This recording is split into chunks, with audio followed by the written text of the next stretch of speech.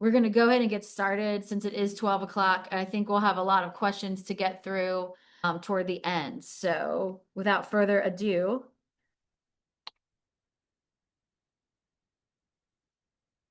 just a little bit about our series Trash Chat. We're delving into topics on household waste that you are asking us about the most, whether it's via email or social media, or if it's just I've met you at an event in the past and you have questions. Made a list of all of those things that people ask us about the most, and we developed this series on Zoom, hoping to reach a lot of folks at once with more information. Today's presenters are myself. I have just a few quick slides to share. I'm Julie Buchanan, the Public Relations Coordinator for CVWMA, and we'll also be joined by Ryan Owenby. He's the Account Manager for the Nope Compost Company. And a little bit about CVWMA. Our name is short for the Central Virginia Waste Management Authority. We're a governmental entity serving 13 member jurisdictions. If you're joining us today from the city of Richmond, Henrico, Chesterfield, Hopewell, Petersburg, Powhatan, Goochland, you're in a member locality. We have a very wide coverage area, a very diverse region of urban, suburban, and rural communities that we serve. We were established in 1990 to help the region meet some state recycling requirements that were new at the time. And here's just a quick picture of our region. As you can see, it does stretch to all the various localities I mentioned, plus a few others. And one common misconception is that people think we are Waste Management, the very large trash company. We are not affiliated with them, although we do have some contracts with Waste Management to help us do the work that we've set out to do. CVWMA does not actually perform the work on the ground of picking up recycling or picking up trash. We do all of that through the private sector, and we contract for all of those services on behalf of the 13 localities we serve. And we are more than just the cans, bottles, and paper that you may be recycling at the curb or at a drop-off location. CVWMA is involved in all sorts of recycling programs and waste reduction efforts throughout the region. If you've ever gone on a Saturday to your locality is having a electronics recycling event or a household hazardous waste collection, those are most likely through our program in partnership with the locality. We also provide a lot of the service that is available at the convenience centers that may be in your locality. These are maybe more familiar to the folks who are in more of our rural localities. These are the places where people can go to drop off their household trash, their household recycling, but also other things like automotive fluids, electronics, household hazardous waste, tires, batteries. So we are involved in much more than just the recycling of cans, bottles, and paper. We serve more than 200,000 people with curbside recycling, but just know that we are offering a lot of other programs to help keep these items out of the landfill. Speaking of keeping things out of the landfill, we're really excited to announce on this webinar right now a new compost drop-off program. This will be launching later in the summer, and the initial participants will be Chesterfield County, Henrico County, and the city of Richmond. You'll be hearing more about this in the coming weeks. Yes, there will be a purple bin with a green lid. That's going to be a really cool new addition to our services that we provide. Again, this will be a drop-off only program. We are not quite at the point where we can pick up compost, pick up food scraps and compostables from the curb. But we are excited to bring the service to Chesterfield County residents and to take over the existing programs that are already in place in Henrico County and the city of Richmond. And we will be doing this in partnership with Nope Composting Company. So, getting into a little bit of what is compost. The act of compost is what some of us like to call nature's recycling. It's the natural process of recycling organic matter into a nutrient-rich soil amendment. Some of the things that can go into a compost pile or a compost container are fall leaves, grass clippings, and uneaten food. And Ryan's going to get into a lot more detail about this later in the presentation. Some of the keys to good compost are a carbon to nitrogen ratio of 1:1 to 3:1 by volume.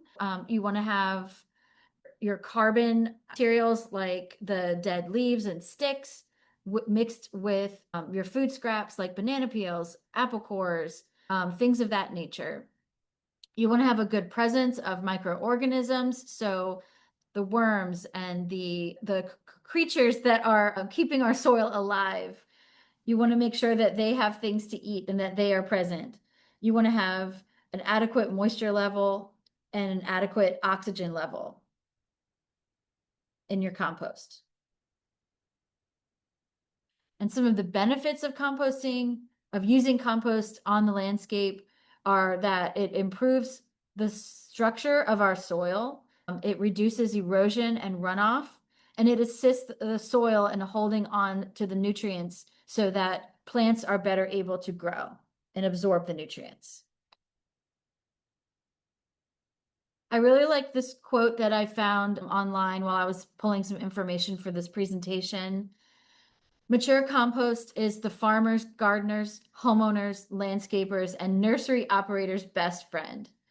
And that was from a Virginia Cooperative Extension publication. After this webinar, if you would like to find out more information about compost, Cooperative Extension is a really great resource. They have tons and tons of publications on their website. So why is CVWMA interested in the activity of composting? Because not only does composting have all of the benefits that I briefly mentioned a minute ago, but we are really interested in the aspect of keeping uneaten food out of our landfills. Food is the number one single most prevalent item in our landfills that's thrown away. There's statistics out there that say that we waste about a quarter of the food that we buy. If we can keep organic waste like food out of our landfills, we will be doing a really great job in preventing methane from building up in landfills and escaping into our atmosphere, which is causing some of the climate change that we are seeing. There's a statistic out there that says the average family of four wastes about $56 per week in uneaten food. And that means that we're throwing that in the trash. We all have food that's in our refrigerator, that's in our cabinet, that has gone bad, that we end up throwing out. I think no matter who you are, you've gone through that or you have experienced that and you want to do something about it. So really the first step is to address this issue of food not being used, food going into the trash. And beyond the food waste reduction effort that we should be implementing, composting is another step in that process. I mentioned food is the single most landfilled item in the US. When we throw food in the trash, we're losing valuable nutrients that could be placed back into our soil. And food and other organic waste in our landfills generate methane, which is a potent greenhouse gas. And I wanted to share the EPA graphic. It's the wasted food scale. So this is a hierarchy of what is most preferred and least preferred to do with uneaten food. You can see the do's on the left and the avoids on the right. Under do, we have things like prevent wasted food, produce, buy, serve only what is needed, donate or upcycle food when we can, feed it to animals or leave it unharvested. And then on the other half of the graphic, we get into more of the things like composting, applying to land and landfilling. You can search this for this graphic if you would like to save it or refer back to it. I think it's a pretty good visual of the best practices of what to do with our food. And as I mentioned in the beginning, we've had a lot of interest from folks about composting lately. It seems every event that I'm at, someone comes to the table and asks, so when are you going to start a compost pickup program? And I think this is a trend that's happening nationwide. You can see I just pulled a few recent news headlines to show. In fact, human composting of after life is also becoming popular. Some of you all may have heard about that. It's really interesting. And I think just goes back to the fact that a lot of people are looking at what can I do to help the climate, to help the environment, to be more green. And as I we're not ready yet to launch a curbside pickup for compost like they have in some other cities. But we're starting with baby steps and the drop off program in the 3 localities.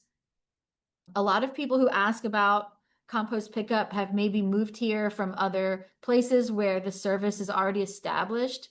And there are quite a lot of places in Virginia that are doing this. So hopefully one day. And our interest in composting also has to do with our regional recycling rate goals.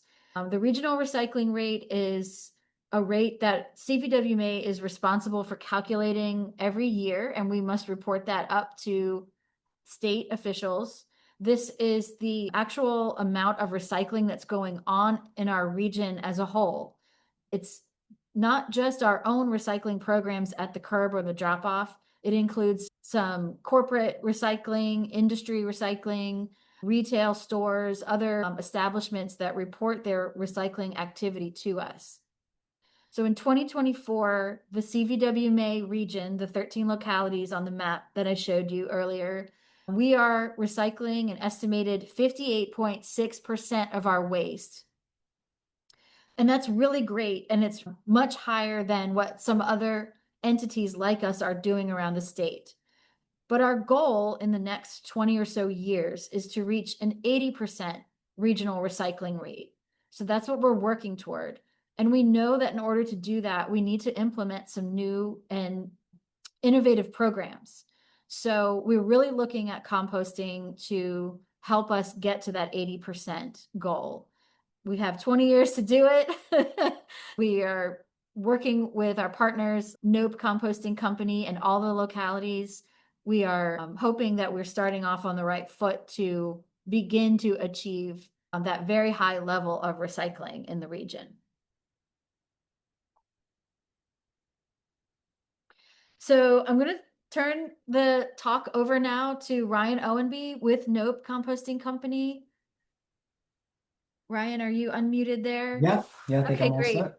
And just a reminder, if you have questions, I'm going to be looking at the chat toward the end. We'll have about 10 minutes for questions, and we're going to try to get through as many as we can. So now I turn it over to Ryan. Great. Thank you, Julie. Yes, as Julie mentioned, we're thrilled to be partnering with CVWMA on a food scrap drop-off program starting in the city of Richmond, starting in Henrico and Chesterfield this summer. And that's just, we think, the best first step for our region to really start to tackle this issue. So I'm going to, like Julie mentioned, I'm going to give some information about composting. What is it? How can you do it at home? How can you do it at the office? And really talk through the basics of what composting is and what food waste diversion is. All right, so a bit about what we do. Here at No Compost Company, we're based in the west end of Richmond, and we operate a fleet of trucks. So we have now about 7 trucks that we use on a daily basis. We're running those trucks Monday through Saturday. And we partner with restaurants, businesses, schools, hospitals, basically anywhere that's producing lots of food waste. So if there's a cafeteria or if there's a large amount of people that are gathering for a business or sports event, things like that, we partner with them to set up the logistics behind how to get that food waste into a curbside collection cart. And then we collect it and we take it to a industrial composting facility here in Virginia.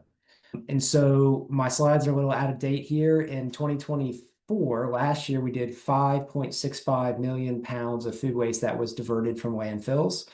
And so we're also a certified B Corp, which is something that's really important to us, which is a way that a private company can go through a certification process to show that we're making a positive impact in our community and on the environment. And I got into this through being involved in farming, organic agriculture, things like that, and learned about the soil health and learned about the importance of compost and had met Marshall and his dad Chip, who started the company, and just had been thrilled to work with them over the past couple years to really expand and grow the reach of the company here to partner with people who are trying to take these sustainable actions to improve the health of our environment. Okay.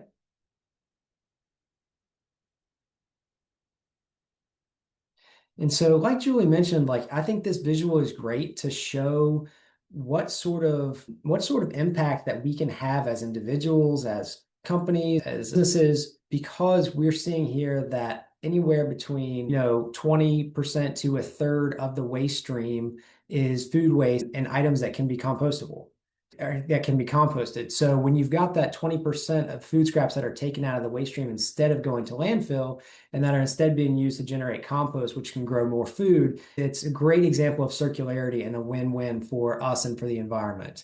And then on top of the food scraps, you have wood waste, yard trimmings, paper and paperboard, those type of things, which ultimately could be composted, but we know that there's particular streams that are set up. For example, people will ask us, can we compost cardboard? And we can. There's a better use of that to go in the recycling stream. So today, when we're talking about composting, we're primarily talking about food waste and food scrap composting. Okay. And so, in basic terms, composting is just the decomposition of or breaking down of organic material. We know if we had a banana peel and we were out in the woods and you throw it on the ground, that nature is going to do its thing. Through the aid of decompose and natural processes, that is going to break down.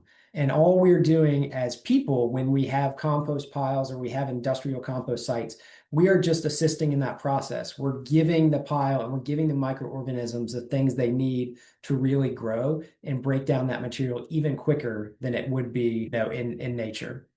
And organic material, we're going to use, that's a big fancy term. That means anything that was once living. And again, we're talking about food scraps today. So if you think of an apple or banana that was once growing on a tree, it was once alive and no longer is, and that can be composted. And then I love that visual there at the bottom. It's going to show that the greens and browns, that's the very basic ratio or the very basic recipe for composting that we're going to talk about more later. Okay, next slide. And again, Julie did a great job of kind of highlighting why would you do this? A lot of times when you talk to people who really aren't clued in or thinking about things like from an environmental or sustainability perspective, they'll ask, okay, why are you going to do this? And then simply the reasons to do this, so the first is from a waste diversion perspective, is to not send that material to landfill. There's a better end of life use for food scraps and food waste than sending it to landfill. Secondly, to enhance the soils. Compost does amazing things for the soils and for plant growth. And lastly, to protect the climate. Okay. And we're going to touch on all those things in more detail as we go. So this is a visual here of what happens to food in landfills. Landfills are an environment that's called anaerobic, which just means without air. And when the food waste breaks down in an anaerobic environment, it's going to produce methane. Methane is somewhere around 80 times more potent as a pollutant, as a greenhouse gas source than CO2. So it's something that we really want to reduce going into our air. And so the flip side of that is when you compost those food scraps, that's an aerobic environment. There is air, and that methane is not generated in nearly the type of frequencies that as it would be in an anaerobic environment. And then you see there on the right our friends in this process. We have bacteria, we have mold, we have yeast, and we have all the little microorganisms that are going to help us throughout the composting process. Okay. And briefly, I'm going to touch on these things. How does compost help soil? So to me, when I think about soil, it always helps to think of it like a natural resource, to think of it like water or air, these things that we work so hard to protect because we know we share all these things and we know we need these things to live. So when you shift your thinking into thinking about soil as, hey, this is a natural resource that is incredibly valuable, that is the foundation for growing food, that's super helpful and a great way to realize how important it is and a reason we want to have healthy soil. And I think in nature, the statistic is something like it takes 500 years for nature to produce an inch of topsoil. And so it's a very important but scarce resource that we have that we need to make sure that we're protecting. Secondly, soil is alive. We're going to see a slide shortly of the soil food web. And again, it's a visual I love to think about, which is like under our feet in the soil, there's whole food webs and food chains and all this ecological activity that's happening that is so much different than you did if you just think about soil as dirt. Like it's not just dirt, a dead thing. It's a living organism that's made up of all these different interactions and living things. And then lastly, soil sequesters carbon. When we're in the landscape that we are, and we're talking about CO2 and climate change, things like that, we all learned in elementary science about photosynthesis and plants taking in that CO2. And through that process of them making food from that, and through their roots, they can actually send that carbon into the soil. So it's a great way to assist in sequestering carbon and getting it out of our atmosphere. Okay. And so here's a picture, again, going back to elementary school, probably when we learned about the Dust Bowl. So this is what happened with poor agricultural practices when we take all the nutrients out of the soil and it basically turns into a non-living thing. It turns into dirt. And when that happens, it can easily be blown away because all the living and the organic matter that was in it is gone. And so this was just a great example of why this is important, why it's important to have healthy soil and make sure that we're doing the best things to give that soil the health and structure that it needs to provide for us. Okay. And here's our soil food web.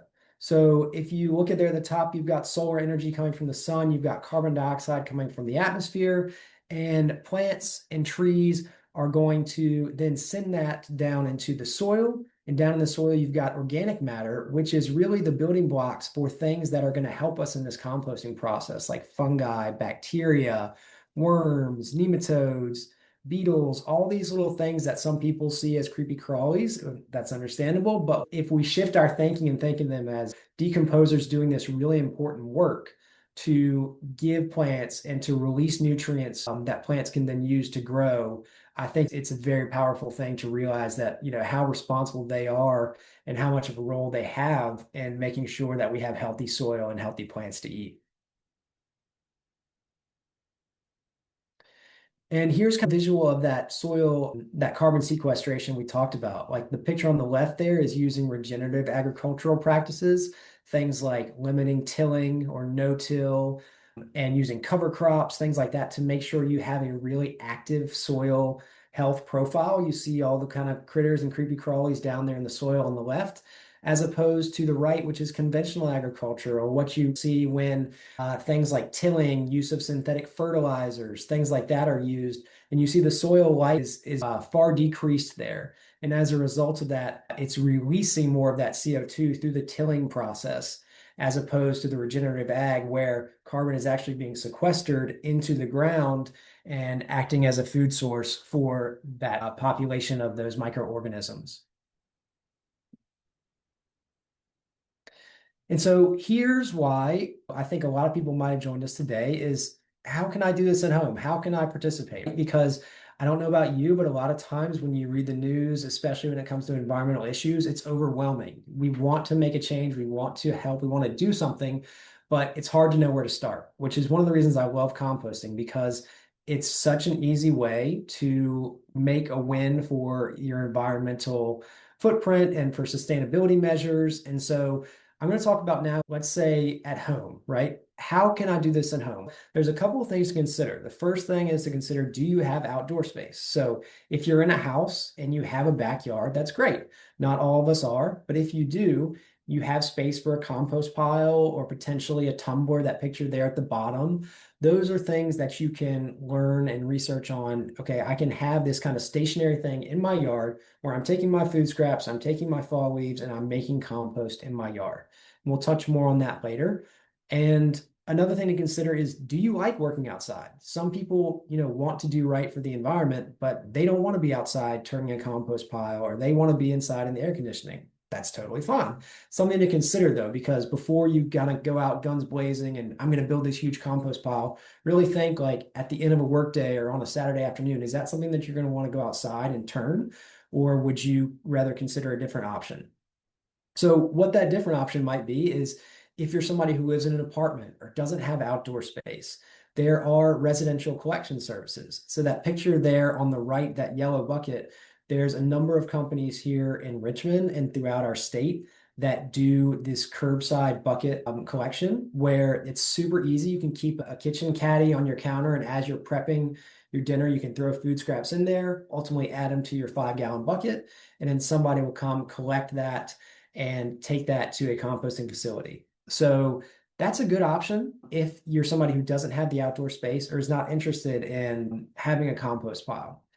And then that bottom right corner, this one is something, if you're really into, like when we talk about soil health and microbial life, if you're really into that and that excites you, I would suggest looking into vermicomposting. This is composting with special species of worms, and it makes an incredible product. Vermicompost is like one of the best things you can add to your plants, be it house plants or your garden plants, because if you think about what the worms are doing, the worms are going to aid in the composting process, where the bacteria and the fungi are going to be breaking down those food scraps. And then the worms come in and they actually eat that bacteria and fungi, and they break it down even further. And so that when they release those nutrients, it's in a form that the plants can easily uptake into their roots. And so when you're vermicomposting, it's just a fancy way of, you're using worms to create worm poop, which is like some of the best fertilizer or soil amendment that you can use.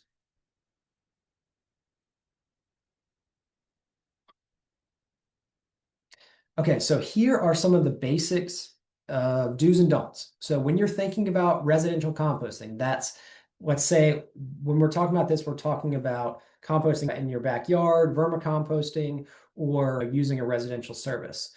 So things that should go in there are any vegetable and fruit scraps, eggshells. This says crushed. You can crush them if you so choose, but I don't think that's necessary. It will just, if you have a compost pile in the backyard and you don't crush them, they will take a long time to break down.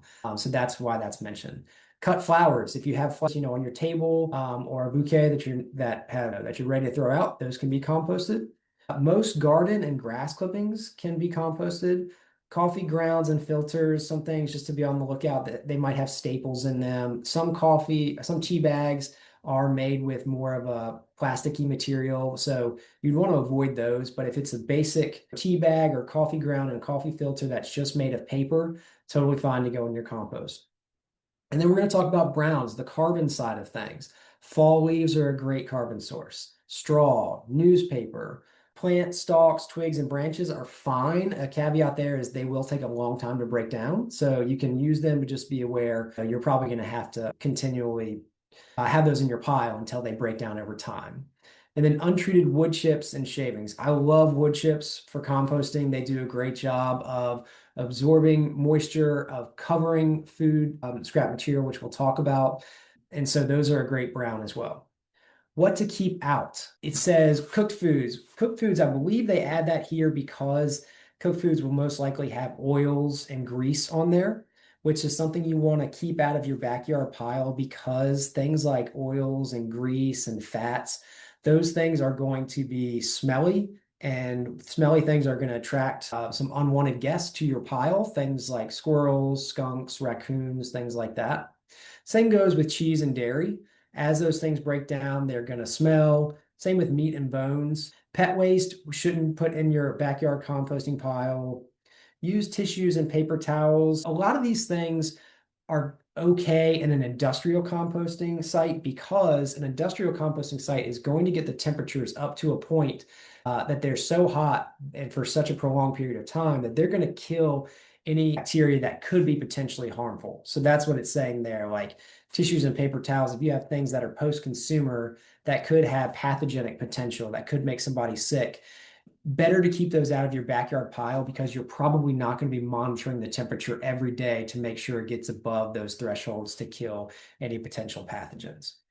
Then you've also got aggressive weeds and grasses, poisoned or diseased plants. Same idea there, which is if you're throwing weed seeds in there and your compost doesn't get to those sustained high temperatures, then when you go and spread that finished compost back on your garden next fall or next spring, you're going to be putting those weed seeds on your garden.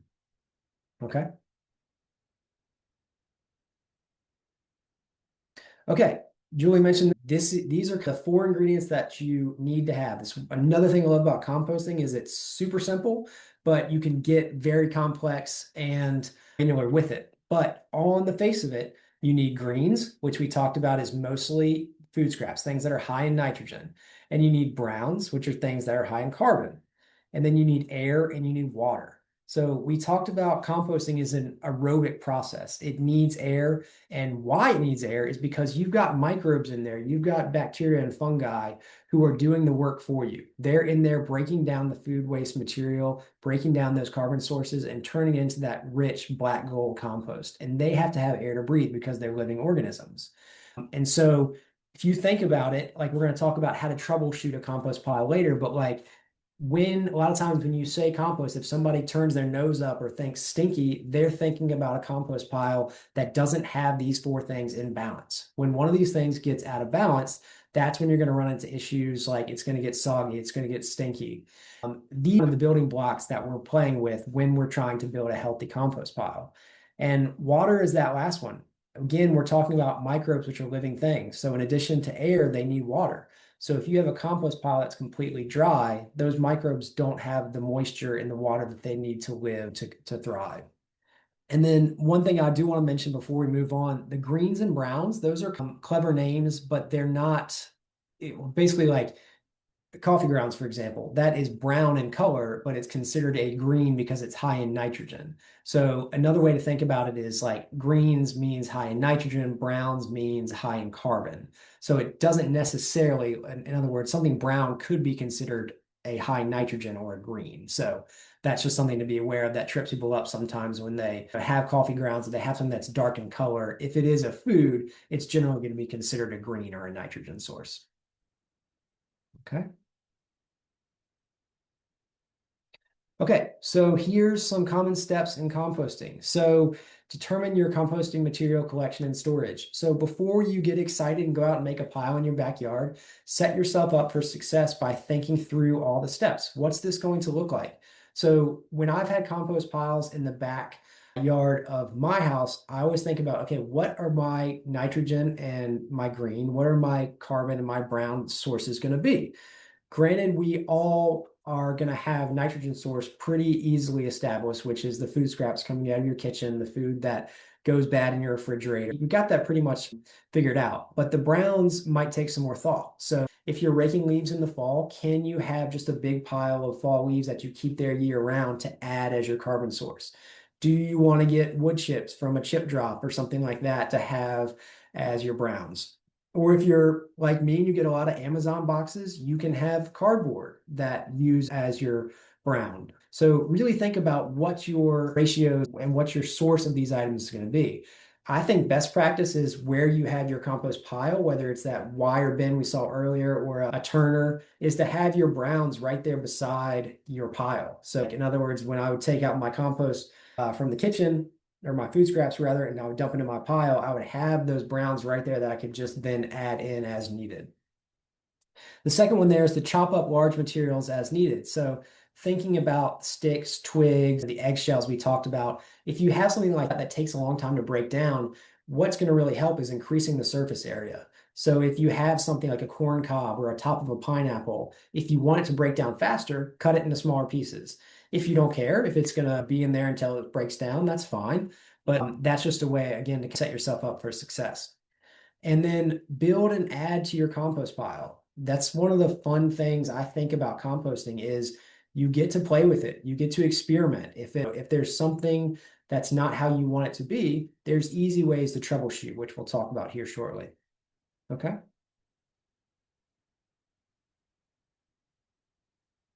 All right. And so when I talk about composting to kids, I always say in school groups, I always say, think of it as the grossest lasagna that you've ever made. It's like all you're trying to do is you're trying to make layers here. You're going to layer your greens and browns, and you'll see the thickness of the browns layer is greater than the greens because, like we talked about, you're gonna want a higher ratio of browns to green. And so that's what you do. If you throw in food scraps, put some cardboard, leaves, or wood chips on top of that. Food scraps, wood chips, just like that. And if you layer it like that, you're going to really have a nice mix and a nice food source for those microbes, which are going to be doing the work of composting. Okay. All right. So some other things to really make sure you're successful. This one is super important. Cover any exposed greens with browns. So for example, if we're trying to do this right in the way that has the least problems, and you go out there, like let's say you have a juicer and you have all this juice pulp. If you take all that outside and you pour it on top of your compost pile, it's going to break down. It's going to be fine, but that is just going to be a buffet for all the flies and creatures that smell it.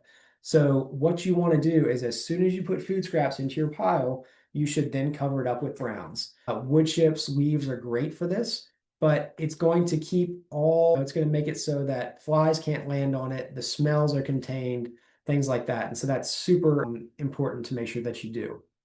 Second most important thing is to make sure you're aerating or mixing regularly. So we talked about building the lasagna layers, but once you do that, and once it's had a few days to really start to break down, you need to make sure that air is getting in there. So you can aerate a couple different ways. The most basic way is just get a pitchfork or a shovel, go in there and turn the material, turn it over on itself. That's going to add air. That's going to mix up all the ingredients. If you have a tumbler, that's one of the main draws of that system is you turn it, and by turning that tumbler, it's going to rotate and add air.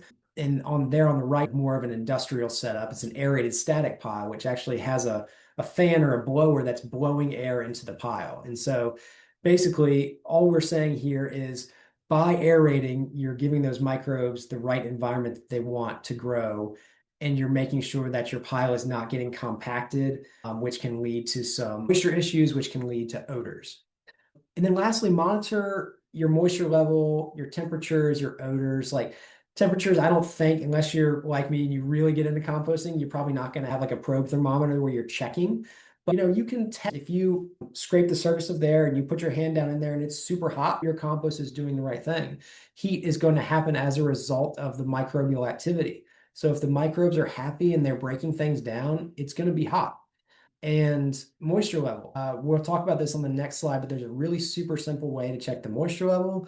And then odor. If you go out to your backyard and it smells really bad, then that means one of your four things is out of line. So compost is forgiving. You can kind of make adjustments, and we'll talk about how to do that. Okay. All right, so this is what we are talking about with the no list. Temperature tells the story. So with composting, temperature is really the most accurate indicator of how your pile is doing. So that 131 Fahrenheit, that's kind of the magic number. When you're talking about composting on a large scale or an industrial scale, that's the number that it has to get to and stay at for a consecutive 3 days to reduce the risk of pathogens and make sure weed seeds aren't going to come back, things like that. And 131, that's really hot. Some of us with backyard piles, your pile might get to 131 for a couple of days. If it's really cooking, that's great. And the 145, that's where it shows most weed seeds can't survive those temperatures and germinate. But that 122 to 140, that's when the really rapid decomposition is taking place. It's great if you've got a compost pile that's really cooking and doing its thing. You can go out in the winter time and you'll see steam coming off the top of it, which is a great indicator that the microbes are happy and they're breaking things down. The moisture test, there's superficial tools out there that can read moisture, but I've been to pretty intense trainings for compost and they still recommend this basic test, which I love, which is just the squeeze test. Pick up a handful of it, squeeze it, And if everything collapses and nothing sticks together, it's too dry. If you squeeze it and it's like all this water is running out from your hands, it's too wet. But if you squeeze it and it has the consistency and the moisture level of a wrung out sponge, that's perfect. You want to see 1 or 2 drops of water come out when you squeeze the material. And that's perfect moisture level to have great finished product. Okay. And here's how you troubleshoot. If you have critters, if you have squirrels and birds landing on your compost, skunks, things like that, you want to make sure first off that everything that you're putting in there that's a food scrap is being covered up completely. That's the most important thing. So make sure it's being covered up by leaves or wood chips. Make sure that you're not putting meat, dairy, fats, oils, things like that into the pile. The reason you don't do that is because those things putrefy. They go through a different decomposition process that is smelly and is going to attract critters. They have some other tips on here. Maintain at least 3 feet of open space all around. The thought there is, if you've got your compost pile between some tall bushes or things like that, that can give some hiding places for rodents or for squirrels. So keeping some open space on all sides is a smart strategy there. To turn regularly and discourage animals from creating a habitat inside your compost pile is smart. And then adding a barrier to the base of your compost bin system. So if you have a wooden wire bin, you can have some hardware cloth or wire mesh to put on the bottom so then animals can't burrow under and get into the pile. If your pile is smelly, what you can do is you can adjust your recipe. You probably have too much nitrogen or too much greens or food scraps going in there. You need to add more browns. Check your moisture. If it's super wet, that means you don't have enough browns in there. You need to add some more of the carbon material. You need to mix to aerate and cover those greens with the dry browns. So if it's too wet, you can turn pile and you can add more dry brown material. If it's too dry, you need to add water throughout the pile. And if it's too dry, maybe you're not adding enough green. If you just if we think, you're adding 90% carbon material and only 10% green or nitrogen rich material, you're not going to get that ratio right either. So that's how you troubleshoot there. Okay. And then the last phase, after it goes through that kind of cooking phase where it gets super hot, the microbes are really breaking things down. Then after that, it goes into a curing phase. That's when it's no longer going to really heat up. And you want to cure for at least a month, generally 2 to 9 months. And that's going to really allow all that material to really get a kind of finished and a different set of decomposers to come in to have that compost be rich and ready to go into your garden. And then extra credit points would be if you want to do a screening. So let's say no matter how many times you send it through, you might still have an avocado pit that hasn't broken down. So if you have this little basic screener that they show there where you can sift through, the big pieces can stay on top and the smaller compost that goes through the screen that can be added straight to your garden. That's a great way to separate those two. Same if you're using wood chips, you can screen out the larger wood chips and throw them back into your pile, whereas the kind of rich black crumbly compost can come out the bottom that you can go straight into your garden. Okay. All right, you can go on. That's just a visualization of what the temperature scale is going to look like. And then this is how to use your finished compost. Once you've done this great work and you had this awesome soil amendment, you can either put it on your garden beds by top dressing. You can scratch it into the surface of the soil using a 3-prong garden tool. You can add it to potted plants, or you can top dress your lawn with it. Okay. And I think I'm going to stop there for today and allow for questions. Like the rest of this just talks about what composting looks at a larger scale. But since we now know the basics, basically it's just using those same 4 ingredients that we talked about and maximizing that to create more compost. But yeah, thanks for letting me run through the crash course. And Julie, I'll turn it back over to you. Thanks, Ryan. I told y'all Ryan was going to be a wealth of information. So sorry that we are running a little short on time. We wanted to get to some of your questions. We have a few in the Q&A that I will go through. Okay. Can shredded statements from banks or insurance companies go in the home compost that is eventually used for gardening food? And does it depend on the type of ink used? Good question. So I would say it depends more on the type of paper used and the ink. Nowadays, most all inks are bio-based and not a source of concern for composting, unless that paper is that kind of shiny or slicky material. So if you think about, getting a newspaper, if it's regular newsprint newspaper and ink, that's fine. But if it's like a flyer or a mailer and it's shiny or waxy or has some sort of coating on it, it's generally going to be coated with plastic that I would keep out of the compost. Like office paper or statements, things like that. I think if we're talking about backyard compost and we're putting them in small amounts, nothing to be concerned with. I would add them to my pile. Okay, cool. Next question. I have a compost container in my kitchen. Because of the humidity, this morning I found the scraps had white fluffy mold on them. I know this is part of the decomp process, but is it still safe to put in my composter? Great question. Yes, totally safe. That's just those microorganisms going to work. So, yes, totally fine to put those in there. Okay. And the same person followed up with another question. Also, can I put invasive weed scraps in my compost, or will that likely mean spreading their seeds/rhizomes when I use the compost in a year or two? Yeah, good question. Anytime, like I would not, just because if you knew you were going to get your compost pile up to that 145 temperature mark where you knew those seeds would be killed, you could, but I would say that's a when in doubt, throw it out or leave it out situation where because like you don't want to have all this great compost and put it all over your garden and then be spreading the invasive seeds that you actually wanted to keep out. Yeah. Next question. Once I build it, I'm guessing they mean their compost pile. Once I build it and add paper and food, etc., to feed it, do I need to add more soil? Yeah, good question.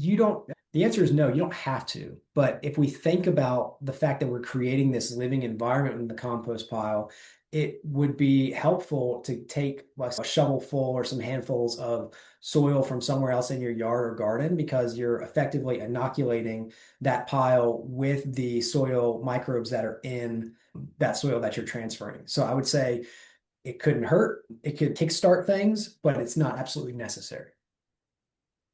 Okay. Another person asks, can we use pine cones and pine needles? We have so many. Yes, those are fine. They will probably take a long time to break down. If you're doing that kind of sift there at the end, anything that hasn't broken down in the time period, you can just throw it back in. But, they're a great source of organic material. Cool. Yeah, I was surprised that you mentioned the avocado pits because I've never had any luck getting those to break down. No, those and peach pits are just Yeah. consistently in there. All right. Someone asks, I guess they were referring to the graphic with the different layers. How do you keep those layers with a tumbler? Good question. I probably should have mentioned like those layers are, I think, helpful as a visual when you're actually adding more material in. But obviously, if you have a tumbler or if you're going out there and turning, you're going to mix the layers up, and that's okay. I think the layers and that visualization is just a way to show, like, okay, if you're adding in a layer of green, you want to make sure you add a thicker layer of brown on top of that, just as a visual reminder of that ratio between carbon and nitrogen. But you're right. If you have a tumbler, you could even put the material in and then give it a turn right away to mix it up. So the layers won't be there after you've added them in turn, but it's a good kind of rule of thumb for adding material. Okay. Someone has a question about the new program. Will industrial compostable items be accepted at the regional NOPE composting drop-off sites? Great question. Yeah, something we didn't mention. Yeah. So thinking back to the yes and no list from earlier, through the CVWMA drop-off program, we can accept things that you cannot put in your backyard pile. So the question was specifically about industrial compostable items. So things like certified compostable cups or plates or things like that that are made from bioplastics. they look like plastic, but they're actually certified compostable. Yes, we can accept those. And if they have one of these, thank you, Julie, if they have one of these certifications on there. So like that one in the right corner, BPI compostable, that's the one you'll see most often. In that picture right just to the left of it, where it has BPI and then it says compostable in industrial facilities. And so, yes, any product that you have that has that compostable logo on it, be it a cup, a plate, paper bag, we can accept those because when our trucks come and collect, we are taking it to an industrial facility where their temperatures stay super hot and those materials can be broken down. The same goes with meat and dairy. We can accept meat products in the CVWMA collection carts, again, because they're going to an industrial site. So, great question. Yeah, and that will be something that's different, especially for those who are already using the purple bins in the city of Richmond, because the compost will be going to a different location for finishing. Richmonders will be able to put the expanded list of items in the purple bins when we change over. And that's something I know is really top of mind for us when we roll this out, Julie, is making sure that it's very clear. Like we'll have signage, we'll have things that you can take home to as reminders of, yes, we can take these materials. No, we can't take them. Exactly. All right, Nick A says, I have a tumbler. It seems to stay too dense, wet, and never becomes crumbly even after several months. What am I doing wrong? I have heard that same thing, Nick. I've never used a tumbler, but I've heard people say the same thing. And my hunch is it's not what you're doing wrong. My hunch is it's the way it's designed. We know that air is one of the four things that the compost pile has to have. And when it's in that tumbler and all the sections are closed, I don't think it's getting the airflow that is really needed. But I think if you're seeing that, probably the easiest sort of way to troubleshoot would be to add some browns in there, add some cardboard to absorb some of that moisture, add some wood chips, things like that. And then potentially what you could even do is once it's broken down to a certain point in your tumbler, you could build or have a super basic kind of like wire ring where you can add that material so it has access to the air. And so it's not, so it's actually going to be able to get the air that it needs to break down even further. Cool. All right. Hopefully that helps you, Nick. Kevin asks, any recommendations on a composter that I can purchase for my home? Good question. I don't have any recommendations as far as one that you can go and purchase. I do think that in this, I love just that one picture of the kind of wire mesh made into a circle. That's the one I always go to because it's not aesthetically the prettiest one, but it's certainly the easiest one to work with. Because if you just have a post, you can have a fence post or even a wooden post, and you attach the wire frame in a circular way around that.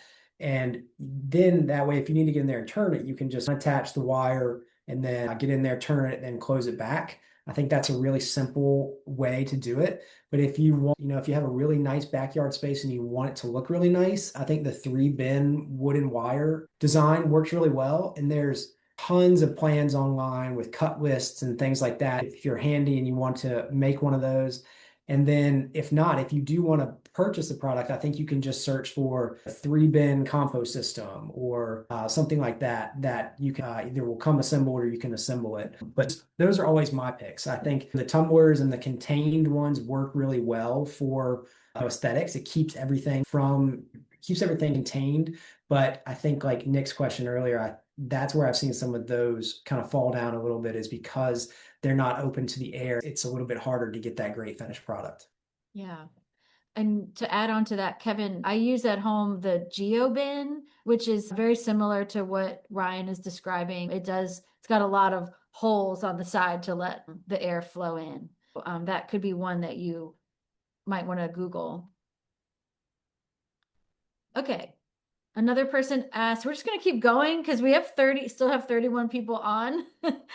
If that's okay with you, Ryan. Totally. All right, we've got a few more to go. Should I add garden worms to my tumbler? I would say it couldn't hurt. But if we're talking about getting a vermicomposting situation, you want a very specific type of worm. So, for example, like commonly called red wigglers. Those are like composting worms where they're the kind of ideal species that all they're going to do is go in and eat the microbes that are growing on the food scraps, and they're going to continue to multiply. And that's really what they do well. Garden worms, they're probably not going to be the right species or the most ideal species for it, but they will still act as a decomposer and still break things down. So I would say if you're really trying to speed up the process or create a vermicomposting finished product, to go online and search for red wigglers for composting. There are companies that will mail those right to your door, and you can add those to your compost pile. But if you're like just in the garden, you happen upon a worm, sure, throw them in the compost pile. It's not going to hurt. But I would like spend time going to search through the garden to find them in an effort to speed up or to expand the composting process just from your garden. Okay. We've got two or three more here. Someone says they saw wasps in their compost. I guess they're asking, what does that mean, or what could be attracting them? Yeah, I don't have a ton of experience with wasps in particular. I know like a lot of times, especially in the fall when bees are super active out looking for food, that like food scraps, especially fruit and vegetable scraps, are really appealing to bees. And so again, as long as that material is covered, the food waste material is covered, that's kind of helping out there. Wasps, maybe it was a good habitat for them, and maybe they started building a nest. I don't really know. I haven't heard that before, but that could be a good thing to Google and check out. But I think that's probably falls into the category of we're creating compost piles, but other animals and critters might see it as, hey, this is a good place to set up home. And that's on my hunch is what might have happened. Yeah. Jill asks, how do we contact the curbside composting companies? Good question. So there are two companies that I can name that you can feel free to look up. One is called Enrich Compost, Enrich. They're a residential food scrap hauler here in Richmond. And the other is Compost RVA, as in Richmond, Virginia. They both do great work. And yeah, so I think if you Google them, that should get the contact information needed. Okay. Thanks, Ryan. Yeah. There's one more question about where to recycle shredded paper. And I can answer that on the recycling end. We ask that people not put shredded paper that they've shredded at home in their residential recycling container or at the drop off. And the reason is because it jams up the machinery once it gets to the facility where everything is sorted. So we really cannot accept shredded paper at all in the residential program. We would recommend that people hang on to their personal papers and get them shredded at a shred event where there's a truck on site. And then the truck can take all of those shreds to the facility, and they're processed separately on their own so that they don't get mixed in with the cans, bottles, and other things that people are recycling. And as far as what to do with the shredded paper, Ryan, is that something that you've already addressed this question, but maybe depending on what the paper is, it could go in a compost pile. Yeah. Yeah. Totally. I think again, as long as it's just paper and not lined or waxy or glossy, I Yeah. think that is fine. Yeah. Hopefully that makes sense for you, Usha. And the last question is, what is the best compost container? That might be a good last question because I don't know that we can really say for sure, but Ryan, you've already described sort of an ideal one that lets in a good amount of air. Yeah, Um, and they might be asking like a kitchen caddy, like what's the best container to collect scraps in? And if that's the question, I'll answer that because sure. it can be as basic or as complex as you want it to be. Some people just use a bowl to collect their food scraps, and then after they do their prep and after they eat dinner, they take the scraps outside, add to their pile. Some people use a 5 gallon bucket lined with a paper bag or a certified compostable bag.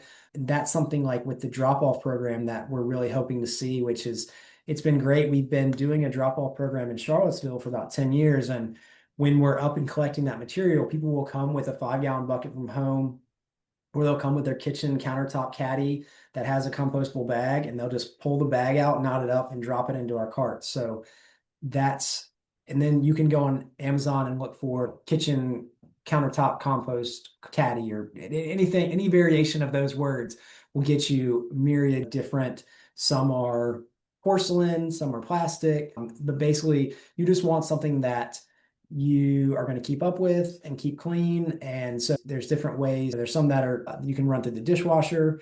And if all else fails, you can always use the old standby, a compostable, or excuse me, a 5 gallon bucket.